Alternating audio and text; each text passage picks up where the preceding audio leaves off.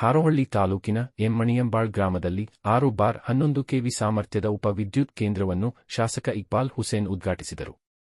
ಈ ವೇಳೆ ಮಾತನಾಡಿದ ಅವರು, ಈ ಕೇಂದ್ರದ ಸ್ಥಾಪನೆಯಿಂದ ಸುತ್ತಮುತ್ತಲಿನ ಸುಮಾರು 20 ಹಳ್ಳಿಗಳಿಗೆ ವಿದ್ಯುತ್ ಸಿಗಲಿದ್ದು, ರೈತರಿಗೆ ಅನುಕೂಲವಾಗಲಿದೆ ಎಂದು ತಿಳಿಸಿದ ಅವರು, ಈ ಯೋಜನೆಯನ್ನು ತ್ವರಿತವಾಗಿ ಜಾರಿಗೊಳಿಸಿದ ಬೆಸ್ಕಾಂ ಮತ್ತು ಕೆಪಿಟಿಸಿಎಲ್ ಅಧಿಕಾರಿಗಳಿಗೆ ಶುಭ ಹಾರೈಸಿದರು. ಈ ಸಂದರ್ಭದಲ್ಲಿ ಕೆಪಿಟಿಸಿಎಲ್ನ ಕಾಶಿರಾಮ ಪವಾರ ಅಧೀಕ್ಷಕ ಇಂಜಿನಿಯರ್, ಸುಮೀರ್ ಅಲಿ ಎಂ ಕಾರ್ಯನಿರ್ವಾಹಕ ಇಂಜಿನಿಯರ್, ಕೇಶವಮೂರ್ತಿ ಕಾರ್ಯನಿರ್ವಾಹಕ ಇಂಜಿನಿಯರ್ ಹಾಗೂ ಬೆಸ್ಕಾಂನ ಕೃಷ್ಣಮೂರ್ತಿ ಕಾರ್ಯನಿರ್ವಾಹಕ ಇಂಜಿನಿಯರ್ ಸೇರಿದಂತೆ ಹಲವು ಬೆಸ್ಕಾಂ ಮತ್ತು ಕೆಪಿಟಿಸಿಎಲ್ನ ಅಧಿಕಾರಿಗಳು, ಸಿಬ್ಬಂದಿವರ್ಗ ಹಾಗೂ ಹಲವು ಕಾಂಗ್ರೆಸ್ ಮುಖಂಡರು, ಸಾರ್ವಜನಿಕರು ಹಾಜರಿದ್ದರು.